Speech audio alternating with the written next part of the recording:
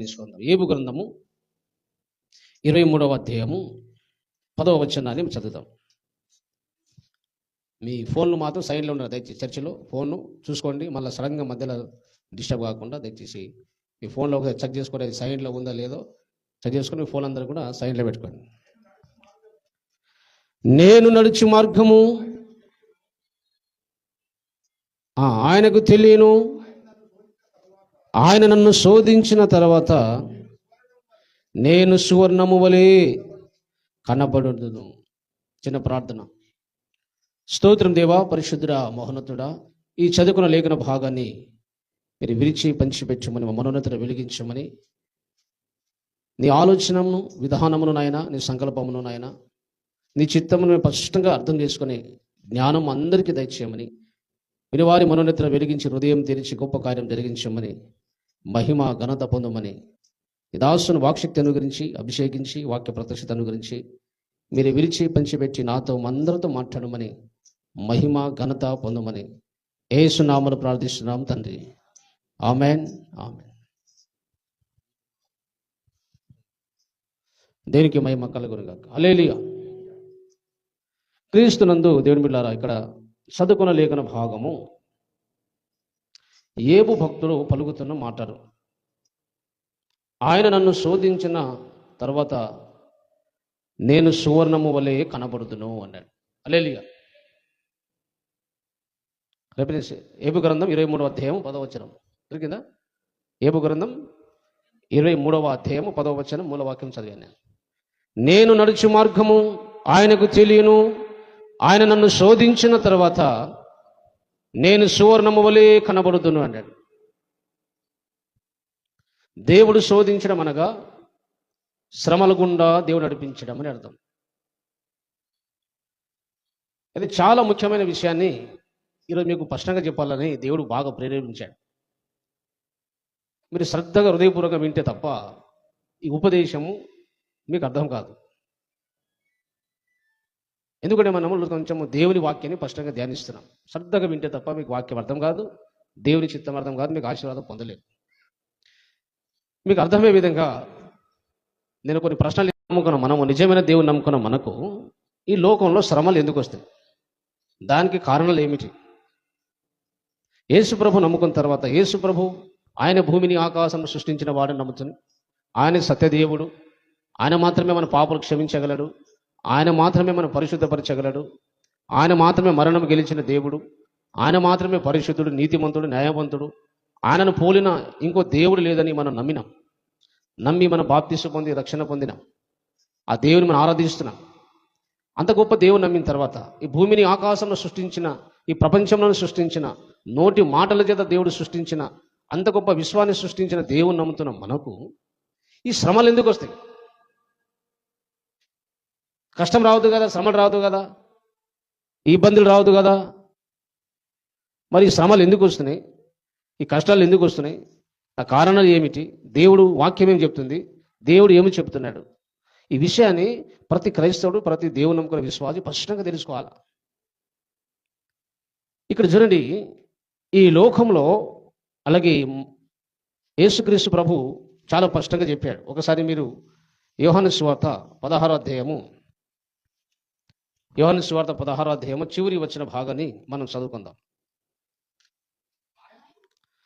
నా యందు మీకు సమాధానము కలుగునట్లు ఈ మాటలు మీతో చెప్పుచున్నాను.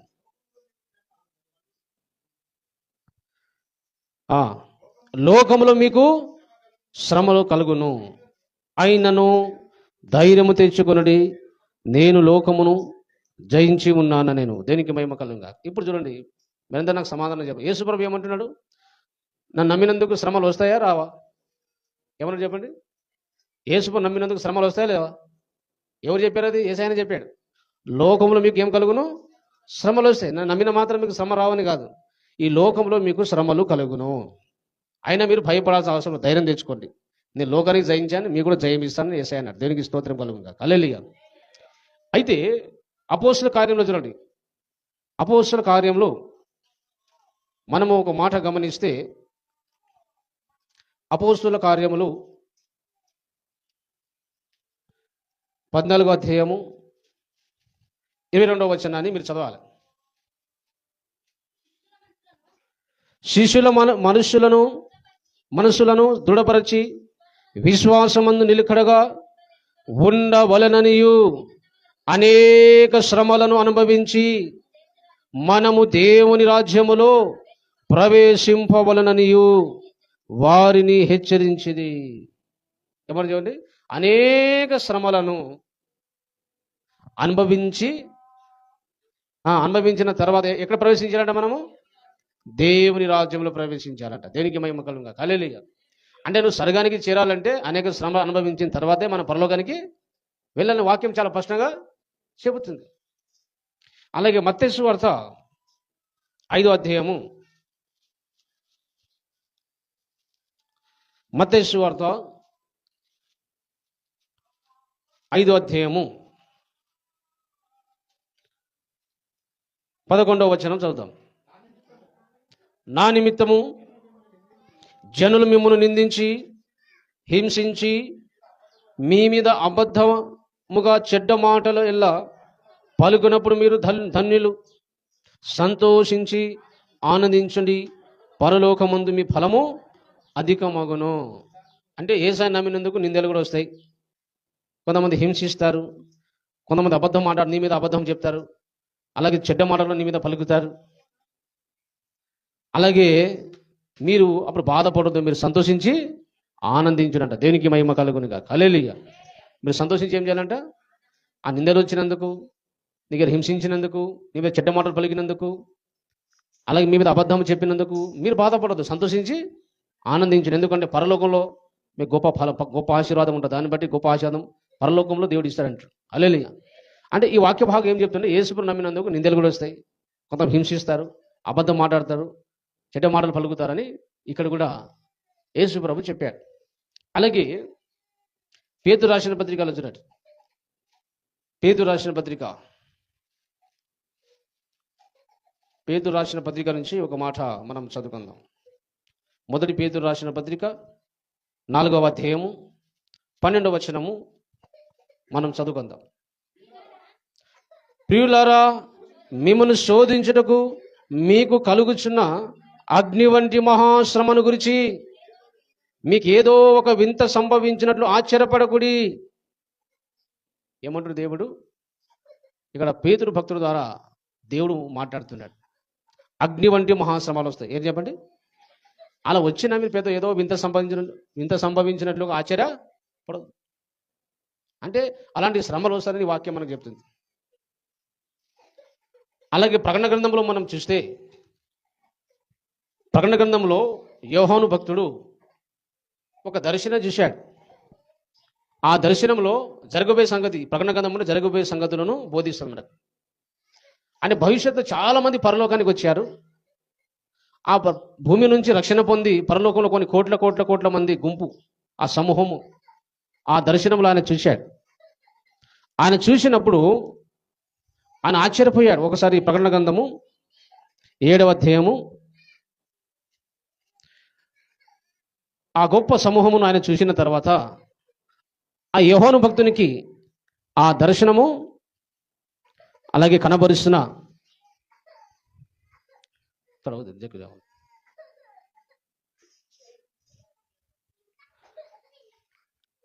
ప్రకటన గ్రంథం 7వ అధ్యాయము అలాగే 14వ వచనం చూడండి. 13వ వచనం. పెద్దలలో ఒకడు తెల్లని వస్త్రము ధరించుకొని ఉన్న వీరెవరు? జాగ్రత్తగా గమనించండి. ఈ యోహాను భక్తుడు ఏం చేస్తున్నాడంటే, ఆ దర్శనం పెద్ద ఒక సమూహం, తెల్లని వస్త్రం ధరించుకున్నారు, ఒక పెద్ద సమూహం ఉంది. వీరెవరంటే భూమి మీద నుంచి రక్షింపబడిన విశ్వాసం. ఆ గుంపు చూసినప్పుడు యోహాను భక్తునికి అర్థం కాలేదు ఎవరో. అప్పుడు ఆయనకి దర్శనాలు చూపెడుతున్న ఆ దేవదూత ఒక పెద్ద మనిషి ఈ యోహాను భక్తుని ప్రశ్న అడిగాడు. యోహాను, అలాగే ఈ తెల్లని వస్త్రం ధరించుకొని ఉన్న వీరు ఎవరు, ఎక్కడి నుంచి వచ్చిరని నన్ను అడిగాను. అందుకు యోహాను భక్తుడు అంటాడు, అయ్యా అది నీకే తెలుసు అయ్యా, నాకేం తెలుసు అన్నాడు. అతడు ఇలాగూ నాతో చెప్పాను, వీరు మహాశ్రమల నుండి వచ్చిన వారు, గొర్రెపిల్ల రక్తములో తమ వస్త్రములను ఉద్దుకొని వాటిని తెలుపు చేసుకొనేది. గొర్రెపిల్ల రక్తం అంటే యేసుప్రభు రక్తంలో తన పాపాలు కడుకున్న వీరు. అలాగే అని మహాశ్రమల నుండి వీలుపై వచ్చారు. దేనికి స్తోత్రం కలుగునుగా. హల్లెలూయా. అంటే ఈ భూమి మీద మనకు మహాశ్రమలు కూడా వస్తాయని చెప్తుంది. అగ్ని వంటి శ్రమలు వస్తాయని చెప్తుంది. నిందలు వస్తాయని చెప్తుంది. లోకంలో మీకు శ్రమలు కలుగుతాయని చెప్తుంది. అలాగే అనేక శ్రమలు అనుభవించిన తర్వాత మనం పరలోక రాజ్యాన్ని చేరాలని దేవుని వాక్యం స్పష్టంగా బోధిస్తుంది. హల్లెలూయా. అయితే మనకేం ప్రశ్న వస్తుందంటే, అంత గొప్ప దేవుడు ఉన్నాడు కదా, ఇన్ని శ్రమలు రాకుండా కాపాడొచ్చు కదా. మన ప్రశ్న ఏమిటంటే, యేసుప్రభు చెప్పాడు, అపోస్తులు చెప్పారు, బైబిల్ అంతా కూడా మాకు శ్రమలు వస్తాయి, నిందలు వస్తాయి, కష్టాలు వస్తాయి, మహాశ్రమలు వస్తాయి, అగ్ని లాంటి శ్రమలు వస్తాయి, అనేక శ్రమలు అనుభవించిన తర్వాతనే మనం పరలోక రాజ్యానికి చేరాలని దేవుడు చెప్పాడు కదా. మరి శ్రమలు లేకుండా మన దేవుడు చేయలేడా? శ్రమ లేకుండా చేయొచ్చు కదా. ఈ నిందలు అవమానం లేకుండా దేవుడు చేయొచ్చు కదా. అంత గొప్ప దేవుడు ఉండి శ్రమలు ఎందుకు పెట్టాలా? కష్టాలు లేకుండా చేయొచ్చు కదా, సుఖంగా ఉండొచ్చు కదా. ఈ శ్రమలు మనకి ఎందుకు? దేవుని నమ్మిన తర్వాత అంత శ్రమలు ఎందుకు రావాలి అనే ప్రశ్న చాలా మందికి ఉన్నది. యేసుప్రభువు నమ్మిన తర్వాత ఎన్ని శ్రమలు ఎందుకండి మనకు? నిజమైన దేవుని నమ్మిన ఎందుకు శ్రమలు? అబద్ధ దేవుని అసత దేవుని నమ్ముకుంటే కష్టాలు వస్తే ఒక న్యాయం ఉంది, ధర్మం ఉంది. కానీ యేసయ్య నమ్ముకున్న తర్వాత, నిజమైన దేవుని నమ్మిన తర్వాత ఈ బాధలు ఎందుకు, కష్టాలు ఎందుకు, ఈ ఆపదలు ఎందుకు, ఎందుకు వస్తాయి? ఈ ప్రశ్నకు సమాధానం మనం చాలా క్లారిటీగా తెలుసుకోవాలి. ఈ భూమి మీద శ్రమలు ఎందుకు వస్తున్నాయంటే ఒక ముఖ్యమైన ప్రధానమైన ఒక కారణం ఉంది. ఆ కారణాన్ని మనము జ్ఞాపకం చేసుకోవాలి. ఒకసారి మీరు చూడండి, యోహాను రాసిన పత్రిక మొదటి పత్రిక, యోహాను రాసిన మొదటి పత్రిక 5వ అధ్యాయము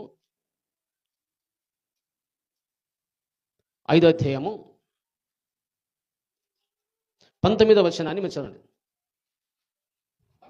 మనము దేవుని సంబంధులమనియు లోకమంతయు దుష్టుని యందు ఉన్నదనియు ఎరుగుదుము. మనం ఎవరు సంబంధం చెప్పండి? మనం ఎక్కడ భూమి మీద ఉన్నామా, పరలోకంలో ఉన్నామా? కానీ మనం ఎవరు సంబంధులు? మనము ఈ లోకమంతా ఎవరి చేతిలో ఉందంట? అర్థమైందా ఇప్పుడు? ఈ లోకాధికారి ఎవరు? ఆదాముని లోకం అధికారం దేవుడు అప్పగిస్తే, ఈ ఆదామేమో సాతాను మాట విని తన అధికారం అంతా సైతానికి ఏదైనా తోటలో అప్పగించుకున్నాడు. మొదటగా లోకాధికారి ఎవరంటే ఆదామే. దేవుడు వద్దన్న మాట, దేవుని మాట వినకుండా వద్దన్న పన్ను తిని దేవుని ఆజ్ఞ అతిక్రమించి అధికారాన్ని సైతానికి ఇచ్చేశాడు. కాబట్టి ఈ లోకాధికారి ఎవరు చెప్పండి? సైతానే. ఈ లోకము ఎవరి చేతిలో ఉంది ఇప్పుడు? మొత్తము సాతాను చేతిలో ఉన్నది. యోహాను సువార్తలో ఒక మాట రాయబడింది. యేసుప్రభు అన్నాడు సైతాను గురించి. యోహాను సువార్త ఒక మాట అన్నాడు. మీకు ఒక విషయం నేర్పిద్దామని అన్ని మీకు జ్ఞాపకం చేస్తున్నా నేను. మీరు లాస్ట్ ఎవరు వింటే తప్ప ఈ ఉపదేశం అర్థం కాదు. నేను చెప్పిన గుర్తుపెట్టుకుంటే రండి, మీకు ఒక విషయం అర్థమవుతుంది. యోహాను సువార్త 14వ అధ్యాయము 30వ వచనం చూడండి. యోహాను సువార్త 14వ అధ్యాయము 10వ వచనం. ఇకను మీతో విస్తరించి మాట్లాడను, ఈ లోకాధికారి వచ్చుచున్నాడు, నాతో వానికి సంబంధం ఏమీ లేదు అని సైతాన్తో అంటున్నాడు యేసుప్రభు. ఈ లోకాధికారి అన్నాడు యేసుప్రభు. ఏమన్నాడు? సైతాన్కు వస్తున్నాడు వాడు, వాంతో నాకు ఏమి సంబంధము లేదు. అలాగే ఇప్పుడు ఈ లోకాధికారి సాతాను, ఈ లోకం ఎవరి చేతిలో ఉంది? ఎవరి చేతిలో ఉంది? మొత్తం ఎవరి చేతిలో ఉంది? ఇది సైతాన్ చేతిలో ఉందంట. ఇప్పుడు మనకు శ్రమలు ఎందుకు వస్తాయంటే, ఈ లోకము అలాగే సాతాను చేతిలో ఉంది కనుక, మన దేవుని సంబంధం కనుక మనకు శ్రమలు పెడతాడు సైతాన్. హల్లెలూయా. అర్థమైంది ఇప్పుడు? దేవుడు పెట్టాడని.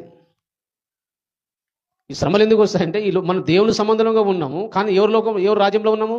సాతాను రాజ్యంలో ఉన్నాం. ఈ లోకాధికారి సాతాను.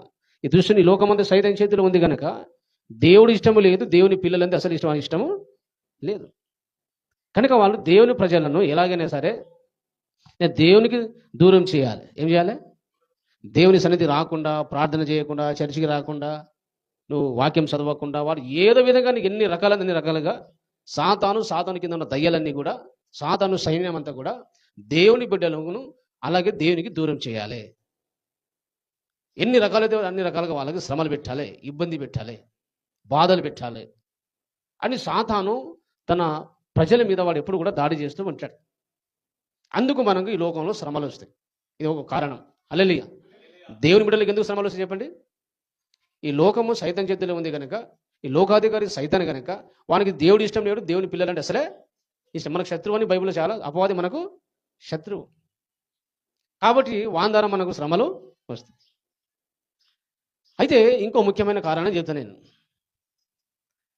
ఇంకో కొన్నిసార్లు మనకు శ్రమలు, ఇదే విషయాన్ని కొంచెం మనం లోతుగా ధ్యానిద్దాం. ఒకసారి ఏబు గ్రంథంలోకి మీరు రావాలి. ఏబు గ్రంథం రావాలి. ఏబు గ్రంథం అనేది చాలా అద్భుతమైన గ్రంథం, చాలా లోతైన గ్రంథము. ఎన్నో యుగాలలో తరాలలో దాచబడిన మర్మాలు, దేని గురించి లోతైన విషయాలు ఏబు గ్రంథంలో ఉంటాయి. ఆ దేవుడు బయలుపరిచే తప్ప నీకు అర్థం కాదు. ఒకసారి ఏబు గ్రంథంలోకి రండి. మనకు శ్రమలు ఎందుకు వస్తాయి అని ఒక కారణం చెప్పినా మనం. సైతాన్ లోకంలో ఉన్న కనుక, లోకాధికారి సైతాన్ కనుక, వాడు దేవుడు ఇష్టం లేదు కనుక, మనకు ఇష్టం లేదు కనుక వాడు మనకు ఇబ్బందులు పాలు చేస్తూనే ఉంటాడు, అడ్డగిస్తూనే ఉంటాడు. ఏదో విధంగా మనం అడుగున గుర్తుపెట్టుకోండి. ఏమంటే తన పిల్లలను, దేవుని పిల్లలు అడుగున వాళ్ళు ఇబ్బంది పెడుతూనే ఉన్నాడు. పని అది అంది, వేరే పని దానికి అదేం పని లేదు. ఇదే విషయాన్ని మనము ఒక విషయాన్ని జ్ఞాపకం చేసుకుంటాం. ఇప్పుడు ఏబు గ్రంథంలో మొదటి అధ్యాయం 6వ వచనము చూద్దాం. జాగ్రత్తగా ఈ విషయాన్ని వినాలి. మీకు తెలిసిన విషయం కానీ మీ అందరు జ్ఞాపకం చేసి ఒక విషయాన్ని మీకు చెప్పాలని నేను జ్ఞాపకం చేస్తున్నా. దేవదూతలు యెహోవా సన్నిధిని నిలుచుటకై వచ్చిన ఒక దినం ఒకటి తటస్థించాను. ఆగనాగా ఇక్కడ ఒక విషయం నేర్పిస్తున్నారు దేవుడు. దేవదూతలు యెహోవా సన్నిధిని, దేవదూతలు ఎక్కడున్నారని చెప్పండి. జాగ్రత్త గమనించి అడిగిన దాన్ని కరెక్ట్ చెప్పాలి. దేవదూతలు ఎక్కడున్నారు? మరి దేవుని సందులో వచ్చారని ఏం చెప్తున్నాడు? మీరందరూ చర్చికి వచ్చారంటే అర్థం ఏంటి? ఇంతకుముందు చర్చిలో నిలటే కదా, అర్థమైంది చెప్పేది. మీరందరూ ఇలా చర్చికి వచ్చారంటే ఇంతకుముందు మీకు చర్చికి రాలేరని అర్థం, ఇంటికాడ ఉన్నారని అర్థం. వీడికి వచ్చారంటే ఇక రాకముందు ఇంకో స్థలంలో ఉన్నారు. దేవదూతలు యెహోవా సన్నిధికి వచ్చారంటే ఆ యెహోవా సన్నిధి రాకముందు దేవుని సన్నిధికి దూరంగా ఉన్నారని అర్థం. అంటే ఎన్నో ప్రపంచాలు ఉన్నాయి. బైబిల్ చెప్పేది ఎన్ని కోట్లు ఉన్నాయో తెలియదు, కానీ అనేక ప్రపంచాలు ఉన్నాయి.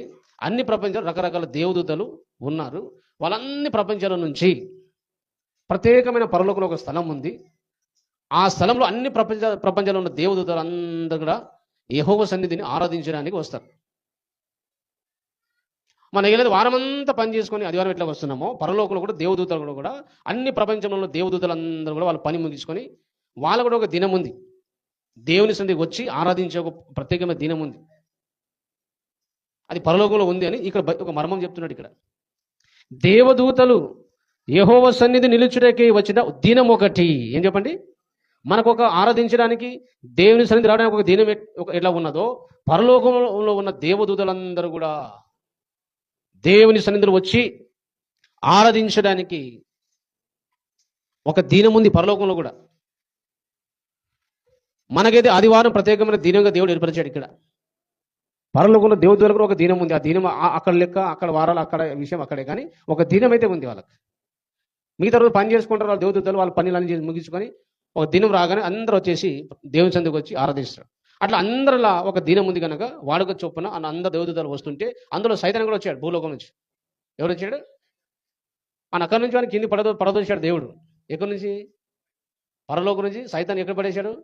భూమి మీద. కానీ పరలోకం పోయే అధికారం మనకు ఉంది ఇప్పుడు కూడా. ఆ నాశనం ఇంకా దినం రాలేదు. పరలోకంలో పోవచ్చు, రావచ్చు, అన్ని తిరుగుతున్నాడు. అన్ని ప్రపంచాలు తిరిగే అధికారం మనకు ఉంది ఇప్పుడు. అని మాజీ ఎమ్మెల్యేలాగా, మాజీ ఎంపీ కూడా కొంతమంది అసెంబ్లీలో పోయి ఆడపోయి కూర్చుంటాడు ఉట్టిగా. పోవచ్చు, రావచ్చు, కానీ అధికారం ఏమీ ఉండదు. అట్లాగే సైతాన్ కూడా మాజీ ఉన్నామన్నమాటాడు. మన అధికారం ఏం లేదు, కానీ అన్ని మాట్లాడవచ్చు, తిరగవచ్చు. ఇప్పుడు చూడండి, వాడు సైతాన్ వచ్చాడు. అప్పుడు దేవుడు అడిగాడు. 7వ వచనం, యెహోవా 6వ వచనంలో, ఆ దినమున అపవాదియకు వాడు వారితో కలిసి వచ్చాడు. వీడు కూడా వచ్చాడు, సైతాన్ కూడా వచ్చాడు అక్కడ దేవుని సన్నిధికి. ఎక్కడొచ్చాడండి? ఇప్పుడు సైతాన్ పరలోకం పోతే చర్చిలో రాడా ఇప్పుడు? చెప్పండి మీరు. వస్తారా రాదా? వస్తాడండి. వచ్చాడు, నా దగ్గర వచ్చాడు ఒకసారి. నేను 21 days ఉపవాసం ఉన్నప్పుడు జరబ రామ్నగర్ చర్చి, ఇప్పుడు అంతా చుట్టుపక్కల అయిన ఇల్లు అని, అప్పుడు చెట్లు అంతా అక్కడ ఏరబోలంటే భయం. నాకు కూడా చాలా భయమే, కానీ దేవుని కూడా రోషం తీసుకొని 21 days ఏకాంతంగా ఉపవాసం ఉండని ధైర్యం తీసుకున్నాను. నేను ఏమైనా కానీ జస్తే జాను, కానీ చాలా బాధలు, వేదనలు, మంటలు ఉన్నప్పుడు నేను దేవుని దగ్గర నేను గడపాలి, అభిషేకం పొందుకోవాలా, కొన్ని వరాలు పొందుకోవాలి, దేవునితో మాట్లాడాలని చెప్పేసి ఒక రోషంతో ఆ ఒంటరిగా చర్చలో నన్ను నేను ఆ 21 days ప్రార్థన చేస్తున్నా. అలా ప్రార్థన చేస్తున్నా, శుద్ధిస్తున్నా, రోజు పొద్దున మధ్యాహ్నం మొత్తం అక్కడే స్నానం చేసుకోవాలా, నీళ్ళు తాగాలి, అంతే ఇక. అలాగే రాత్రిపూట నేను అలాగే ప్రార్థిస్తున్నా, శుద్ధిస్తున్నా, శుద్ధించిన తర్వాత ఎందుకు ఆ రోజు భయం భయం స్టార్ట్ అయింది హృదయంలో. ఒక భయం, తెలియని భయం, ఎవరో ప్రేర్ చేస్తే దొబ్బుతున్నట్టు ఏదో అవుతుంది అది. ఇప్పుడు రోజు ప్రార్థించినప్పుడు వేరే వాతావరణం, ఎవరో ప్రత్యేకంగా వేరే. అయితే నేను రాత్రి ప్రేర్ చేసుకుని 12 గంటల దాదాపు పనుకున్నా. ఎందుకో కళ్ళు మూయగానే అన్నీ కూడా విచిత్రమైన, అలాగే భయంకరమైన ఈ కళలు వస్తున్నాయి. ఉపవాస ప్రార్థన ఉన్నాను నేను అప్పుడు. బెడ్షీట్ ఉంది, బెడ్ మీద పనుకున్నా. నాకు ఎందుకో పక్కన ఒక మనిషి పనుకున్నట్లుగా అనిపిస్తుంది. పరిచయం తెలియదా మనిషికి. అప్పుడు నేనేం చేసిన అంటే కళ్ళు తెరాలంటే భయం వేస్తుంది. మనసు ఆలోచన చేస్తున్నా, కళ్ళు తెరిస్తే ఇవేమో సైతాన్ వచ్చాడో దయ్యం వచ్చాడో తెలియదు. ముఖం అయితే కప్పుకున్నట్లా, కళ్ళు తెరాలంటే ధైర్యం వస్తలేదు. పక్కన ఎవరో పనుకున్నట్టు నాకు అలాగే కనబడుతుంది, ఆ పరీక్ష కనబడుతుంది. నేనేం చేసినా ఇట్లా మెల్లగా చేయిస్తే ఈ వెంట్రుకల పరీక్ష ఉంటుంది. వెంట్రుకలు మన ముందు ఎట్లా ఉంటుంది పరీక్ష, అట్లా కనబడుతుంది. వెంట్రుకలు మునుపటి ఎట్లా ఉంటుంది, ఇట్లా వెంట్రుకలు ఇట్లా ఇట్లా చేస్తే ఆ వెంట్రుకలు ఇట్లా మనకు మూర్తి ఎట్లా అనిపిస్తుంది అది అనిపిస్తుంది. నాకు అర్థమైంది. అవి కళ్ళు తెరవలేని, ఇక మొత్తం సపరదా కూర్చున్నాయి. ఇక చాలా భయం అనిపిస్తుంది. అప్పుడు ఏం చేసినా అంటే గట్టిగా ఏసయానికి స్తోత్రం చెప్పినాయి మొత్తమే. ఒక్కడన్నా కాబట్టి నాకు దమ్మంతను అంత గట్టిగా ఏరిచి ఆ చూపెడేది తీసి దేవునికి స్తోత్రం చెప్పేసి ఇక అక్కడ చూస్తే ఎవరు లేరు. అప్పుడు నాకు అర్థమైంది, దయ్యాలు వచ్చి నా పక్కన పనుకుని పోయినాయని అర్థం. అంటే మందిరంలో దయ్యం రాదనే కాదు, వస్తాయి. ఏం చెప్పండి, దేవుని దగ్గర పోయి దేవుడికి అక్కడ పోయినా ఎక్కడ పోయాడు సైతాను, ఎక్కడ పోయినండి వాడు. ఈ భూలోకం కాదు, డైరెక్ట్గా దేవుడు ఎక్కడ ఉన్నాడు అక్కడ పోయినాడు. హల్లెలూయా. ఎప్పుడు పడిపోయిన తర్వాత వాడు సైతాన్లాగా మారిన తర్వాత అక్కడ పోయాడు. హల్లెలూయా. అందుకని అపవాదిని రాయబడింది. చెప్పండి, అపవాది కూడా వారితో అడొకరు మంచివాడు ఉన్నాడు, వాడు తర్వాత సైతాన్గా మారిపోయాడు. సైతాన్గా మారినాకనే అక్కడ పోయినాడు. ఇక రాడా, వస్తా ఎక్కడైనా వస్తాడు. కాబట్టి అప్పుడు అడిగాడు, ఎక్కడి నుంచి వచ్చినావు అంటే దేవుడికి అడిగితే ఏమన్నాడు ఆయన, భూమి మీద ఇటు అటు తిరుగుడాడుచు అందులో సంచరించచ్చు వచ్చితినని యెహోవాకు ప్రత్యుత్తరము ఇచ్చాను. అందుకు యెహోవా, ఈ జాగ్రత్త వినండి, ఇప్పుడు ఇది చాలా ఇంపార్టెంట్ పాయింట్ చెప్తాను మీకు. ఇప్పుడు దేవుడు అన్నాడు సైతాన్తోనే, ఎక్కడి నుంచి వచ్చినా అంటే అటు తిరుగుచు భూమి నుంచి ఇక్కడ వచ్చాను అన్నాడు ఆయన. ఇప్పుడు దేవుడు ఒక ప్రశ్న అడిగాడు సైతాన్. ఎవరు అడిగాడు చెప్పండి. ఈ ప్రశ్న చూడండి, ఏం ప్రశ్న అది. అందుకు యెహోవా, నీవు నా సేవకుడైన యోబు సంగతి ఆలోచించితివా. భూమి మీద యోబు సంగతిని ఆలోచించితివా అని సైతానికి ఎవరు అడిగాడు ప్రశ్న? దేవుడు అడిగాడు. అతడు యథార్థవంతుడు, న్యాయవంతుడై దేవుని యందు భయభక్తులు కలిగి చెడుతనమును విసర్జించిన వాడు, భూమి మీద అతని వంటి వాడు ఎవడు కూడా లేడు. అసలు దేవుడు ఈ ప్రశ్న ఆయనకి ఎందుకు అడిగాడు, ఏ ఉద్దేశంతో అడిగాడు? యోబు గురించి విషయాలు సైతాన్ ఎందుకు చెప్పాలి దేవుడు? ఆలోచన చేయాలి మనం. యోబు గురించి సైతాన్ చెప్తున్నాడు దేవుడు, అలా ఎందుకు చెప్పాలి దేవుడు అంటే? దేవుని ఉద్దేశం ఏంటిది చూడరా, నువ్వైతే యథార్థంగా లేవు, నువ్వే నీతిమంతుడుగా లేవు, నా ఎందుకు భయం భక్తి కలిగి వాళ్ళు లేవు, కానీ నువ్వు చెడిపోయినావు. కానీ భూలోకంలో చూడు, వాడు భూలోకంలో ఉండి పాపము లోకంలో పుట్టి మట్టి లోకంలో పుట్టి కూడా ఆ యోబు చూడు ఎంత యథార్థంగా ఉన్నాడో అని చెప్తున్నమాట. అంటే నువ్వు యథార్థంగా లేవురా, నువ్వు ఆ యోబులాగా నువ్వు బ్రతకలేవురా, నువ్వు అలా ఉండలేకపోయినా అని చెప్పేసి ఇండైరెక్ట్గా అలాగే సాతానుతో అలాగే దేవుడు అంటున్నాడు. హల్లెలూయా. అప్పుడు ఆయన ఏమన్నాడు తెలుసా, సైతాన్ ఏమన్నాడు అప్పుడు, వాడు భూమి మీద అతని వంటి వాడు ఎవడు లేడు అని అడగగా అపవాది, యోబు ఊరికయే దేవుని ఎందుకు భయభక్తులు గలవాడు ఆయన అన్నాడు. ఏమన్నాడు? ఊరికే ఉట్టిగానే నీ ఎంత భయం భక్తి కలిగి ఉన్నాడు ఆయన అన్నాడు. కొంతమంది అరే పాపం మంచి బిల్డింగ్ కట్టిన అంటే ఉట్టిగా కట్టిండా బిల్డింగ్, ఉట్టిగా కట్టిన బిల్డింగ్, అంత భూమి అమ్ముని కట్టినాయంట మనం. అంటే అర్థం ఏంటి? ఆ విషయం ఒప్పుకోవడం మనకి ఇష్టం లేదు. హల్లెలూయా. సైతానికి ఇష్టం లేదు. ఊరికనే అంత భయం భక్తి కలిగి ఉన్నాడా? దేవునితో అన్నాడు వాడు. అప్పుడు చూడండి సైతాన్ ఏమన్నాడు చూడు, 10వ వచనం, నీవు అతనికిని అతని ఇంటి వారికిని అతనికి కలిగిన సమస్తమునకు చుట్టూ కంచె వేసితివి కదా. ఇప్పుడు సైతాన్ చెప్తున్నాడు, ఎందుకు భయభక్తి కలిగి ఉన్నాడు, ఉట్టిగున్నాడు ఆయన. అతనికి, అతని ఇంటి వారికి, ఏవు ఇంటి వారికి ఆయనకున్న ఆస్తికి చుట్టూ ఏం వేసినావు? అగ్నికం చేసినావు కాబట్టి మంచి క్షేమంగా ఉన్నాడు కాబట్టి ఆయన ఏమంటే భయము, భక్తి, యథార్థత కలిగి ఉన్నాడు ఆయన. ఉట్టి ఉన్నాడు ఆయన అని సైతం చెప్తున్నాడు దేవునితో. చూడండి, నీవు అతని చేతి పనిని దీవించుట చేత అతని ఆస్తి దేశంలో బహుగా విస్తరించి ఉన్నది. బాగా విస్తారంగా తన ఆస్తిని దీవించిన గనక, ఆస్వాదించిన గనక నేను నమ్ముకున్నాడు, భయము, భక్తి కలిగి యథార్థంగా నీతిగా ఉన్నాడు ఆయన. అందరూ క్షేమంగా ఆరోగ్యం ఇచ్చినావు, ఆస్తి ఇచ్చినావు, పిల్లలని ఇచ్చినావు, చుట్టూ అగ్నికంచం వేసి మంచిగా క్షేమంగా ఉంచినావు ఆ కుటుంబానికి. అందుకే ఆయన నీ అంటే భయం, భక్తి కలిగి ఉన్నాడు. అసలు నీ మీద నమ్మకం లేదు అని అర్థం. మనకి సైతాన్ ఏదంటే, నువ్వు అంత మంచి చేసినా కాబట్టి నమ్ముతున్నాడు తప్ప, నువ్వు మంచోడి సంగతి, మంచోడు కాబట్టి, నువ్వు యథార్థవంతుడు కాబట్టి, నీతిమంతుడు కాబట్టి వాడు నమ్మడం లేదు అంటాడు. దేవుని భావం ఏమిటంటే, దేవుడు అడిగే ప్రశ్నకు భావం ఒకటి ఉంది. అంటే నువ్వు నా దగ్గరగా ఉండి ఇన్ని కోట్ల సంవత్సరాలు పరలోకంలో నా సన్నిధిలో ఉండి యథార్థంగా ఉండలేవా, నీతిమంతులు ఉండలేవరా నువ్వు? అది ఏమో చూడు అని ఇండైరెక్ట్గా మనకి సిగ్గొచ్చినట్టుగా దేవుడు చెప్తే, ఇప్పుడు వీడేం చెప్తున్నాడు? నువ్వు మంచివాడని కాదు, భావం ఏంటంటే నీవు మంచివాడని కాదు, నమ్మడం లేదు ఆయన. నీతిమంతుడు, యథార్థవంతుడు, చాలా నిజమైన దేవుడు, సత్యదేవుడు, ఏదో చాలా మంచివాడని చెప్పేసి ఏమో నమ్మడం లేదు నీకు.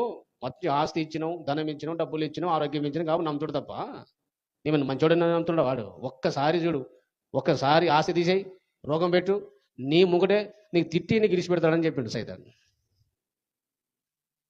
చూడండి కదా.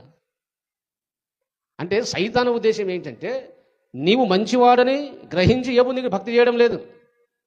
నువ్వు అన్ని ఆశీర్వదిస్తున్నావు కాబట్టి నమ్ముతాడు తప్ప, ఇప్పుడు కష్టాలు పెట్టి చూడు అసలు రూపం బయట పడుతుంది. మన కష్టాలు పెట్టి చూడు ఎవకు, అప్పుడు నమ్మితే అప్పుడు నేను చూస్తా. ఉన్న ఆశ తీసేయి, పిల్లలను చంపి తీసేయి, శరీరానికి రోగం పెట్టి ఒకరు చూడు, అప్పుడు నువ్వు ఎంత మంచివాడు నమ్ముతాడో చూస్తానంటాడు ఆయన. ఇక్కడ సైతాను దేవుడు ఇద్దరు మాట్లాడుతున్నారు. ఇక్కడ అందరూ గమనించాలి. ఈ సైతాన్ ఒకప్పుడు మంచి కెరుబు, దేవుని సన్నిధిలో సేవ చేసే ఒక పెద్ద దూత. వీడు సైతాన్గా ఎందుకు మారాడు? సైతాన్ ఒక ఉద్దేశం ఏమిటిది? అలాగే ఇంకో ప్రశ్న వస్తుంది మనకు. మొన్న ఎవరో ప్రశ్న అడిగారు, మొన్న ఈ వారంలో ఎవరు మోసే అడిగారు కూడా. మొన్న ఒక ప్రశ్న అడిగాడు ఆయన, దేవుడు సైతాన్ కథం చేస్తే అయిపోయి కదా, సమస్య పోతుంది కదా అన్నాడు. సింపుల్, మంచి ప్రశ్న అది, కరెక్ట్ కదా. దేవుడు సైతాన్ చంపేసి అయిపోయి కదా, ఊరికే వెళ్ళిపోని గదించడం ఎందుకు? మనం చంపేసి అయిపోయి కదా, దేవునికంటే శక్తి లేదా? ఇప్పుడు సైతాన్ దేవుడు చంపేసి అయిపోయి కదా, ఇంక దయలకు చంపేస్తే ఇంకా దయలు ఉండే కదా, మళ్ళీ ఎందుకు బాధ? మీకు కూడా అదే ప్రశ్న ఉంది. హల్లెలూయా, కరెక్టే కదా, దేవునికి స్తోత్రం కలుగును. హల్లెలూయా. ప్రశ్న అడగడం తప్పు కాదు, ప్రశ్న రావడం తప్పు కాదు, అడగడం అసలే తప్పు కాదు. ప్రశ్న అడిగితే దేనికి సంతోషిస్తా, దేనికి స్తోత్రం. హల్లెలూయా. ప్రశ్న అడిగితే కొన్ని విషయాలు మనం తెలుసుకోవటం. ఇప్పుడు చూడండి, ఈ టాపిక్ ఇక్కడ కొంచెం ఇక్కడ ఆపుతున్నాను నేను. ఇప్పుడు దేవుని ఉద్దేశం ఏంటిదిరా? నువ్వు నా దగ్గర ఎన్ని సంవత్సరాలు నువ్వు నా పక్కనే ఉండి అంత యథార్థంగా, నీతిగా, భక్తిగా లేకుండా పోయినాను, ఏబు చూడు ఎంత భక్తిగా ఉన్నాడో భూమి మీద అని దేవుడు ఆ ఉద్దేశంతో ఆయన మాట్లాడుతున్నాడు.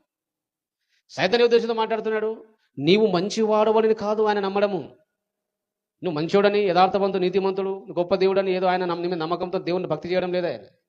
నువ్వు అన్ని ఆశీర్వదిస్తున్నావు కాబట్టి, సమృద్ధిగా దీవించినావు కాబట్టి, క్షేమంగా కాపాడుతున్నావు కాబట్టి నమ్ముతున్నాడు తప్ప నీవు మంచోడని నమ్మడం లేదు. నేను నిరూపిస్తా, ఇప్పుడు నేను ఒకసారి మొత్తం రోగం పెట్టు, అప్పుడు తెలుసా ఆయన సభం బయటికి వస్తుంది అన్నాడు.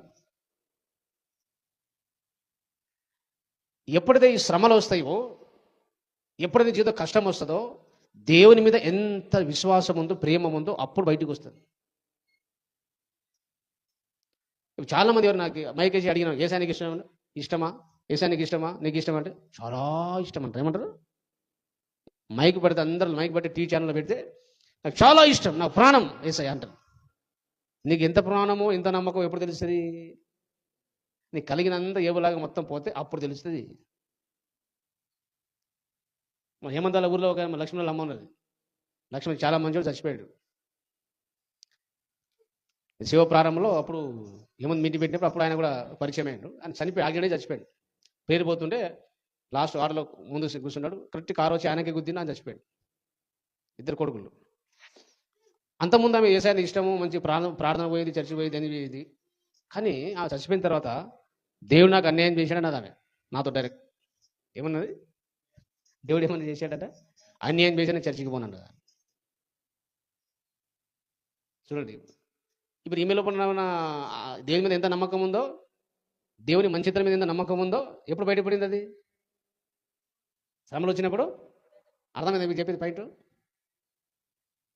నీకు జీవితంలో కష్టాలు వచ్చినప్పుడు, బాధలు అనుకున్నట్టు అంత ఉల్టా ఉల్టా ఉల్టా జరిగినప్పుడు, ఎటు చూసిన శ్రమలు వచ్చినప్పుడు, కష్టం వచ్చినప్పుడు నీ నీ దేవుని మీద ఎంత ప్రేమ ఉందో, నిజంగా ఉందా లేకపోతే ఉట్టిగా ఉన్నదని చెప్పి బయటపడుతుంది. అప్పుడు విశ్వాసం, ప్రేమ బయటికి వస్తుంది. అప్పుడు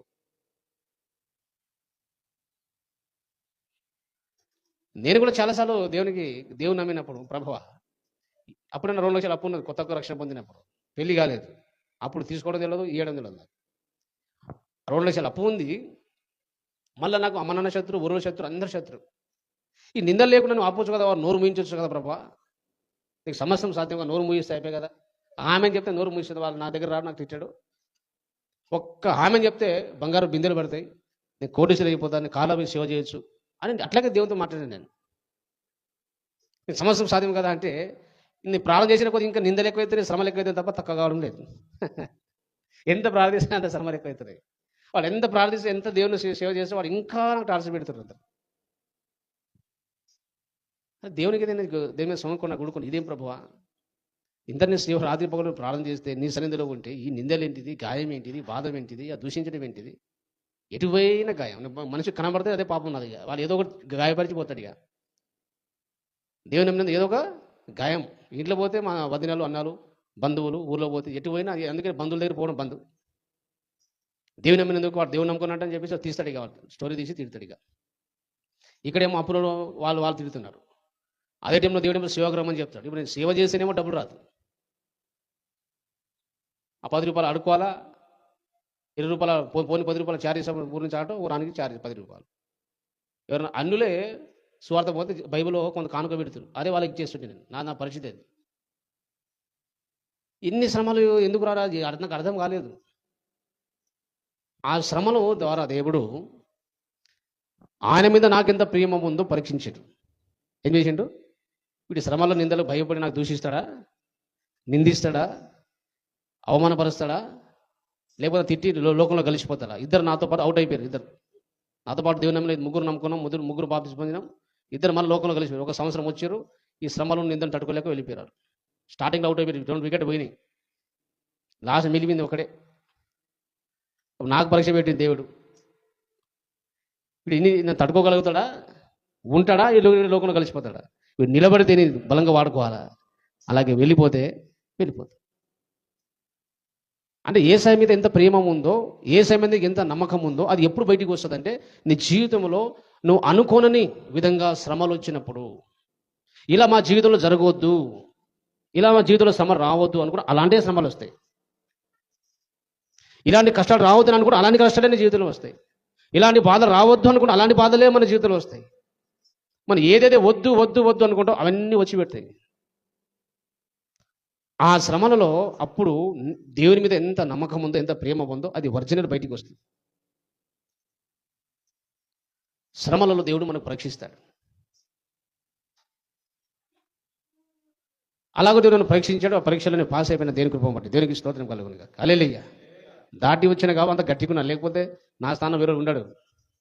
నాకు వచ్చిన నిందలు, గాయాలు, అవమానము భయంకరమైన చిన్న చిన్న విషయాలు కావు. అంత గట్టిగా ఉన్నా అంటే అప్పుడు గట్టిగా చేసిన దేవుడు. హల్లెలూయా. బాగా దెబ్బలు కొట్టి కొట్టి కొట్టి కొట్టి కొట్టి ఎన్ని శ్రమలు వచ్చినా నేను ఎదుర్కొంటాను నేను. హల్లెలూయా. ఎంతమంది వచ్చినా ఎదుర్కొనే దమ్ము, ధైర్యం నాకు ఉంది ఇప్పుడు. ఎందుకంటే ఆ ప్రారంభంలో దేవుడు నాకు అట్లా స్టార్ట్ చేసిన ఆయన. దేవునికి స్తోత్రం కలుగును గాక. హల్లెలూయా. అంటే శ్రమల ద్వారా భక్తులు బలవంతులు అయిపోతారు. ఏమైపోతారు? పవర్ఫుల్ వ్యక్తిగా మారుతాను. హల్లెలూయా. మొత్తం సుఖం అంటే నీ జీవితం మొత్తం సుఖంగా ఉంటే అంత బలవంతులుగా నువ్వు కాలేవు. నీ జీవితంలో వచ్చే శ్రమల ద్వారానే మనిషి బలవంతులుగా మారుతాడు. శ్రమ ద్వారా మనిషి విశ్వాస ఎలా మారుతాడు? పవర్ఫుల్గా, శక్తిమంతులుగా, బలవంతులుగా మారుతాను. దేనికి స్తోత్రం కలుగునుగా. హల్లెలూయా. ఏ శ్రమ లేదనుకోండి, నువ్వు పిరికోళ్ళగా అయిపోతావు లాస్ట్. అయితే ఈ శ్రమలు, ఈ ఏబు జీవితంలో ఈ శ్రమలు ఎందుకు వచ్చినాయి చెప్పండి. ఇప్పుడు చెప్పండి. ఇక్కడ మనకు ధ్యానించిన విషయం. ఇప్పుడు ఇద్దరు, దేవుడు మాట్లాడుతున్నాడు, సైతం మాట్లాడుతున్నాడు. సైతాన్ అన్నాడు, ఆయన ఉద్దేశంతో ఒక మాట చెప్పాడు. సరే మనం ఏం చేసుకుంటూ చేసుకో, ప్రాణం ఒకటి మాత్రం హాని చేయకు, ఏమైనా చేసుకో అన్నాడు. ఏబు నేను మంచోడు కాబట్టి నన్ను నమ్ముతున్నాడు. జాగ్రత్త వినండి, దేవుని ఉద్దేశం ఏంటిది?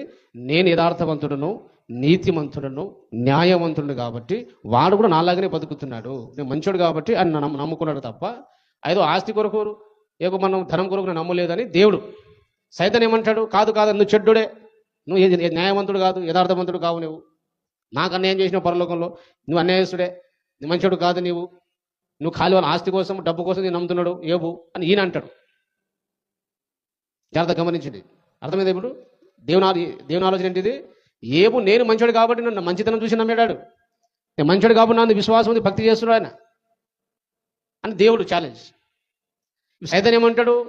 దేవుడు కంటూ నువ్వు మంచోడు కాదు, నువ్వు అన్యాయస్తుడు, నువ్వు నాకు అన్యాయం చేసిన పరలోకంలో నువ్వు అన్యాయస్తుడు, నువ్వు ఆయన ఎందుకు నమ్ముతున్నా అంటే నువ్వు బాగా ఆస్తిని డబ్బులు ధనం ఇచ్చి డబ్బు కోసం నమ్ముకుంటాడు అంతే. ఆయన ఒక్కసారి నన్ను తీసి శ్రమలను తీసి ఆస్తి తీసేయి, శ్రమలు పెట్టిను, నీకు తిట్టి అని నీకు ముఖం ఎదటనే అని వెళ్ళిపోతాడని సైతాన్. అప్పుడు దేవుడు సరే చెప్పు అన్నాడు. ఏమన్నాడు?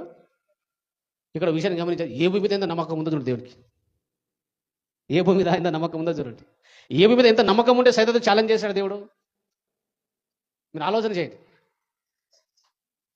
ఏబు మీద ఎంత నమ్మకం ఉంటే నువ్వు చూసుకోమా, పరిశీలించుకోమా. ఏబుకు అన్నట్టు దేవుడు ఏంటంటే ఎంత అట్లాంటి విశ్వాసాన్ని నమ్మకస్తులు మనకు కావాలి. హల్లెలూయా.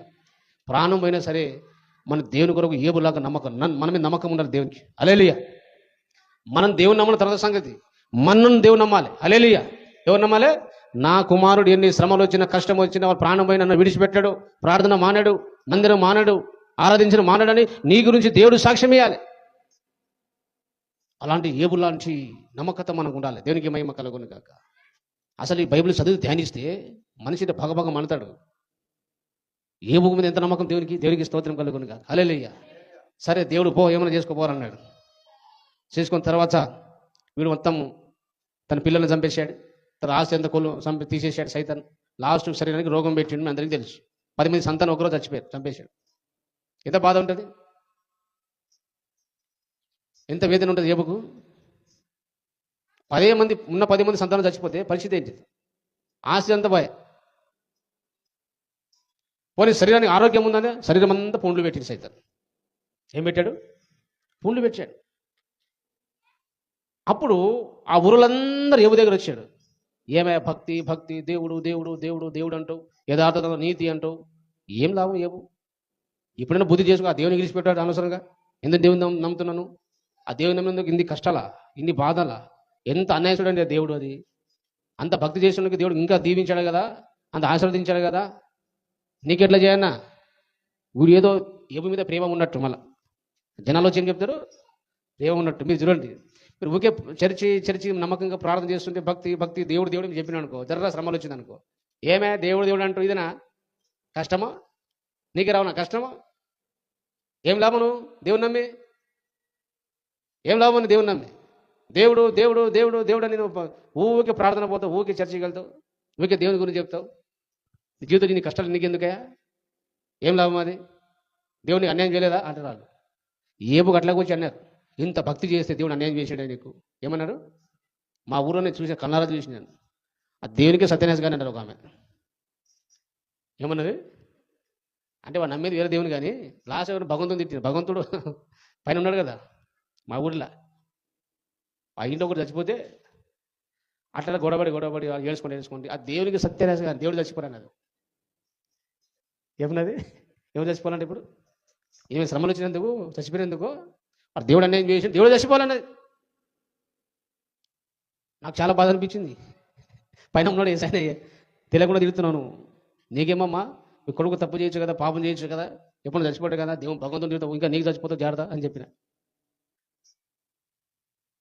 అంటే మనుషులు జర్రమ్మ దేవుని నమ్ముకునే మీకు శ్రమలు గాయము జర్ర ఏమో ఇబ్బంది వస్తే నష్టం జరిగితే చుట్టుపక్కలందరూ వస్తారు. అప్పుడు హల్లెలూయా, వాళ్ళ మంచి ఛాన్స్ దొరికింది. ఇప్పుడు వీడు భక్తి భక్తి చూద్దామని వాళ్ళు వస్తాడు. అప్పుడు హల్లెలూయా. ఏమే దేవుడు దేవుడు భక్తి భక్తి అంటూ ఇదేం కష్టాలు, ఇదేం బాధలు, ఇదేం నిందలు, ఇదేం అవమానమో, అన్ని నీకు అప్పులే, అన్ని నీకు రోగమే, అన్ని నీకు సమస్యలే, ఏం లాభం దేవుడు నమ్ముకో నేను అని మన ఎట్లా అడిగిరో ఏబుకు నీ కూడా అడుగుతారు. అప్పుడు ఏబిఎం సమాధానం చెప్పాడు తెలుసా? ఏబిఎం సమాధానం చెప్పాడు తెలుసా? అందరం దేవుడిని అన్యాయం చేశాడే, దేవుని సందులో ఉన్నావు, అన్ని శ్రమలు పెట్టాడు దేవుడు, దేవునికి అన్యాయం చేయలేడా అంటే ఊరంతా అన్యాయం చేశాడని చెప్తే ఏమన్నాడు తెలుసా? మొదటి అధ్యాయం 21వ వచనం. అందరు సమాధానం చెప్తున్నాడు ఆయన. చూడండి, నేను నా తల్లి గర్భములో నుండి దిగంబరినై వచ్చి తిని దిగంబరినై అక్కడికి తిరిగి వెళ్ళేదను. యెహోవా ఇచ్చెను, యెహోవా తీసుకొని పోయెను, యెహోవా నామమునకు స్తుతి కలుగును గాక. అబ్బా, ఏం సమాధానం చెప్పాడా? అవునరా, అన్యాయం చేశాడంటే మరి పిల్లలు ఇచ్చిన దేవుడే, ఆస్తి ఇచ్చిన దేవుడే, ఆరోగ్యం ఇచ్చిన దేవుడే, ఆయన ఇచ్చాడు, ఆయన తీసుకుపోయాడు, దేవునికి స్తోత్రం అన్నాడు ఆయన. హల్లెలూయా.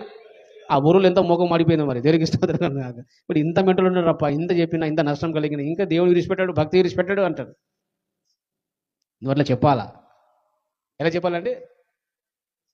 ఏదైనా మీకు నష్టం కలిగితే, అవును ఆరోగ్యం ఇచ్చింది చేశాయి కదా, ఆరోగ్యం ఇచ్చింది, పిల్లలు ఇచ్చింది, అన్ని ఇచ్చింది ఆయన, ఆయన తీసుకుపోయాడు, దేవునికి స్తోత్రం చెప్పాలి, నీకెందుకురా అన్నాడు. హల్లెలూయా. నాకు బాధ లేదు, నా దేవుడు న్యాయవంతుడు. హల్లెలూయా. అక్కడ అన్నాడు దేవుడు ఏమన్నాడు? ఈ సంగతులలో ఏ విషయమందు ఏబు ఏ పాపమును చేయలేదు, దేవుడు అన్యాయము చేసినని చెప్పలేదు. ఏం చెప్పలేదంట? 10 మంది సంతానం చచ్చిపోయినా నాకు దేవుడు అన్యాయం చేయలేనన్నాడు ఆయన. చిన్న విషయం అది.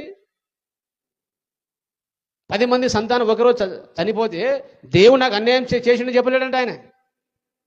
మన చిన్న రోగం వస్తే, చిన్న ఏమైనా బాధలు కలిగితే మరి దేవుడు నాకు అన్యాయం చేసినట్ట. మనం మరి ఏమి ఇంత అనాలి? మరి దేవుడు ఎంత తిట్టాలా? మరి ఆస్తి పోగొట్టుకున్నాడు, పిల్లలకు పోగొట్టుకున్నాడు, శరీరం రోగం కూడా, అనారోగ్యం, మంచి ఆరోగ్యం ఉన్న వ్యక్తి రోగం తెచ్చుకున్నా సరే దేవుడు నాకు అన్యాయం చేయలేదు అన్నాడు ఆయన. దేవునికి మహిమ కలుగునుగా. హల్లెలూయా. సైతానికి ఎంత మండి ఎవరు?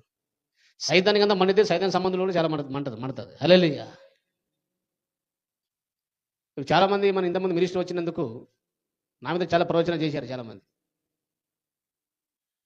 మనం వచ్చిందేమో పాపమును, చెడుతనము అసహించుకొని వచ్చినాం. వాళ్ళకేమో అనుకున్న వీళ్ళు సికింద్ర పాష గారు ఒక సంఘం కట్టాడు, ఒక ఆత్మ రక్షించాడు, పరస్పడు అయిపోయాడు, చెడిపోయాడట. ఎందుకు చెడిపోయాడంటే మాయగారు తప్పని చెప్పినందుకు చెడిపోయాడు. హల్లెలూయా. మాయగారు మంచివాడు, ఏం చేసినా మౌనంగా ఉండాలి. నువ్వు మౌనం ఉండొచ్చు కానీ నేను మౌనం ఉండను. వాడు కానీ తాత ఎవరైనా ఉండండి. అది హల్లెలూయా. దేవుని వ్యతిరేకంగా ఏం చేసినా మనం మౌనం ఉండేది లేదు. హల్లెలూయా. చచ్చిపోతాం, ఏం చేసాము? సాగు భయం లేదు మనకు. హల్లెలూయా.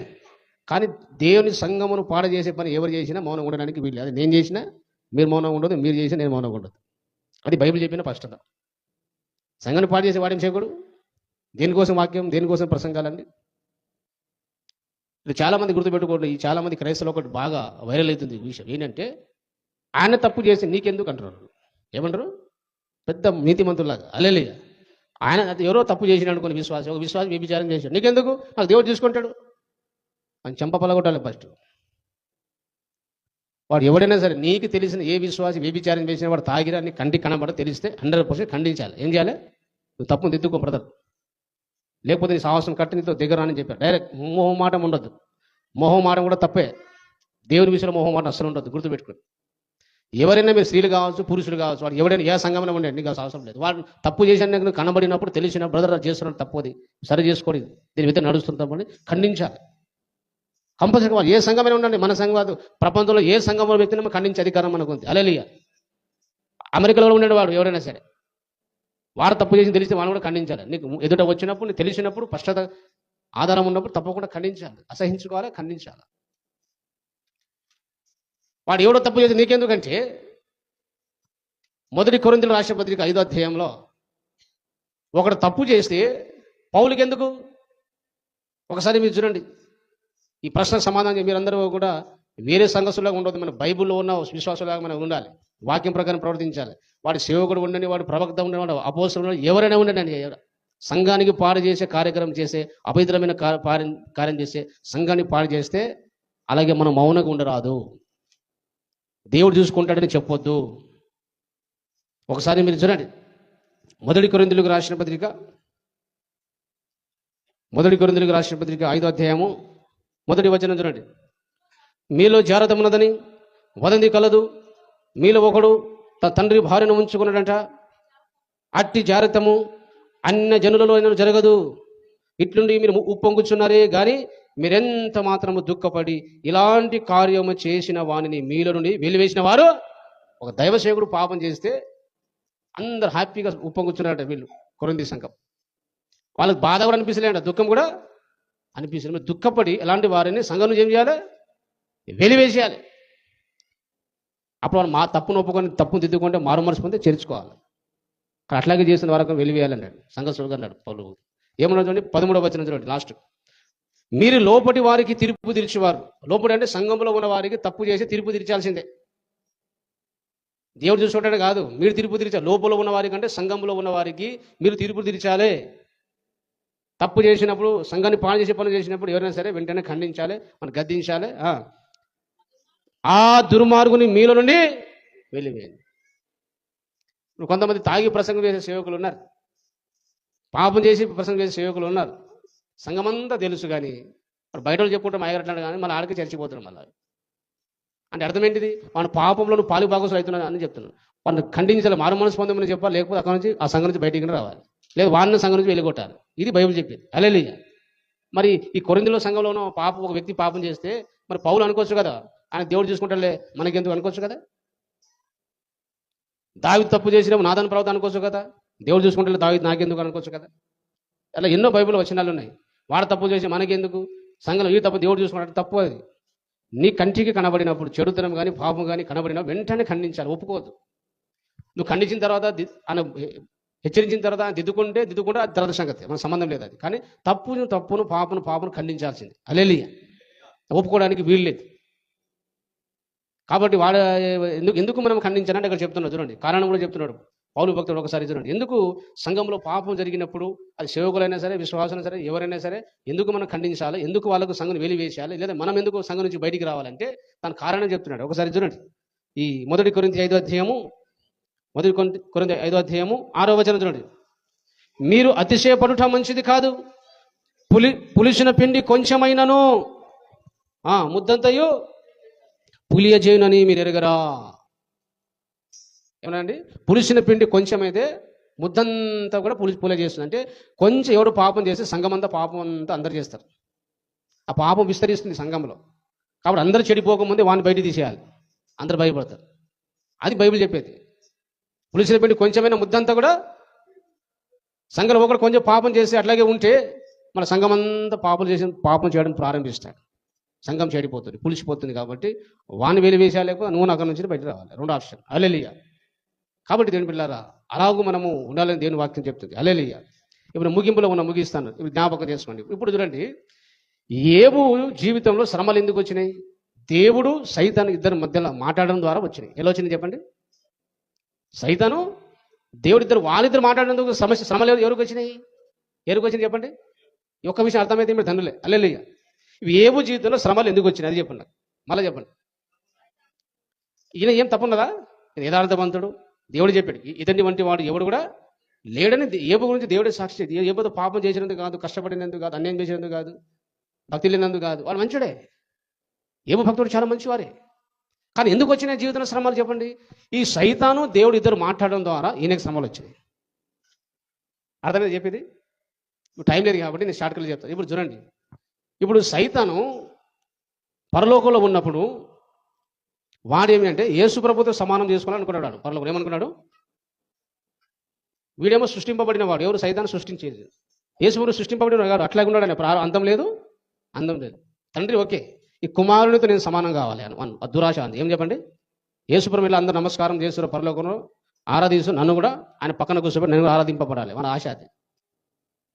ఆ విషయంలో వాడు అట్లా ఆరాధింపబడడానికి రకరకాలుగా తంత్రాలు పడినందుకు దేవుడు వానికి పరలోకం నుంచి కిందికి పడదోశాడు. అది సైతాన్ ఏమంటాడు గుర్తుపెట్టుకోండి ఈ విషయం జాగ్రత్త వినండి. సైతాన్ ఉద్దేశం ఏంటంటే దేవుడు అందరి పట్ల న్యాయంగా ప్రవర్తించడం లేదు, దేవుడు అన్యాయస్తుడు. మన పని అది. చెప్పండి, అర్థమైంది? అయిపోయినాక మన గురి ఏంటిది? నువ్వు అన్యాయస్తుడు, యేసుప్రభుని ఆరాధిస్తూ నేనంత కష్టపడుతున్న పరలోకం నీ సేవ చేస్తూ నాకు కూడా ఆయనతో పాటు సమాన ఘనత కావాలా.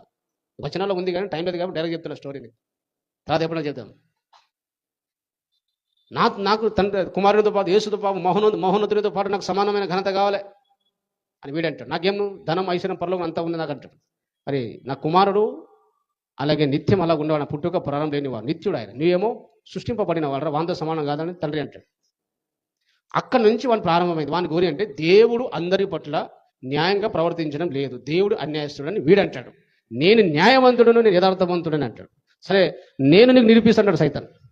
నాకు నువ్వు అన్యాయస్తులు నిరూపించడానికి ఈ విశ్వ అన్ని ప్రపంచంలో ఉన్న వారిని నేను నిరూపిస్తా. ఏంటంటే నీ దేవుడు అన్యాయస్తుడు, యథార్థవంతుడు కాదు అని నేను నిరూపిస్తా అంటాడు. సార్ నిరూపించుకోవాలి, ఇంత టైం కావాలో నువ్వు తీసుకో అంటాడు. ఇంత టైం నాకు కావాలన్నాడు. నేను నీ నీతిమంతుడు యథార్థవంతుడు నేను నిరూపించుకుంటా. నేను అన్యాయస్తుడు యథార్థవంతుడు కాదు అని అంటున్నావు కదా, నువ్వు ఏం చేసుకోవడం అన్ని నీకు ఫ్రీగా వదిలేస్తున్నా. ఎక్కడైనా తిరుగు, విశ్వం అంతా తిరుగు, నిరూపించుకోమని సైతానికి టైం ఇచ్చాడు. అర్థమైందా మీకు? అంటే దేవునికి సైతాన్ మధ్య యుద్ధం జరుగుతుంది. ఒకటి ఏం జరుగుతుంది, వాడేమో దేవుడు అన్యాయస్తుడని నిరూపించడానికి వాడు రకరకాలుగా ప్రయత్నం చేస్తున్నాడు. దేవుని న్యాయవంతుడిని చెబుతూనే తన ప్రజలను సైతం చేత రక్షించడానికి దేవుడు ప్రయత్నం చేస్తున్నాడు. ఆ సాతాను అలాగే దేవుడి మధ్య యుద్ధం జరుగుతున్న చూడు, దాని ద్వారా కొన్నిసార్లు ఏ తప్పు చేయకపోయినా నీ జీవితంలో శ్రమలు వస్తాయి. ఏబు ఎందుకు శ్రమలు వచ్చినాయంటే సాతాను దేవుడితో మాట్లాడుకున్నాడు కాబట్టి ఆయనకు అన్యాయంగా శ్రమలు వచ్చాయి మధ్యలో. అర్థమైంది మీకు? కొన్నిసార్లు ఏమో మన పాపం చేసినప్పుడు శ్రమలు పెడతాడు.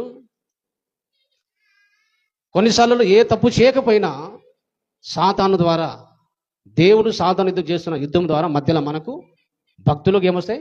శ్రమలు వస్తాయి. అర్థమైంది మీకు? అర్థమైంది మీకు? ఒక్క మాట అర్థం చేసుకోండి, మీరు చాలా దీవించబడతారు. ఈ భూమి మీద మనకు శ్రమలు ఎందుకు వస్తున్నది? సాతాను ద్వారా వస్తున్నది. దేవుడు సైతం ఇద్దరు జరుగుతున్న యుద్ధంలో మధ్యలో మనకు కొన్నిసార్లు అన్యాయంగా శ్రమలు వస్తాయి. కొన్నిసార్లు తప్పు చేసిన దేవుడు కూడా మనకు శిక్షిస్తాడు. అది కూడా ఉంది బైబిల్లో. మనం పాపం చేసినప్పుడు కూడా, అన్యాయం చేసినప్పుడు కూడా మనకు కూడా దేవుడు శ్రమ పెడతాడు. కొన్నిసార్లు ఏ తప్పు చేయకపోయినా కూడా నీ జీవితంలో శ్రమలు వస్తాయి. ఎందుకంటే నీ దేవుడు సైతం ఇద్దరు ఆ యుద్ధం ద్వారా మధ్యలో మనకు ఏమొస్తాయి? శ్రమలు వస్తాయి.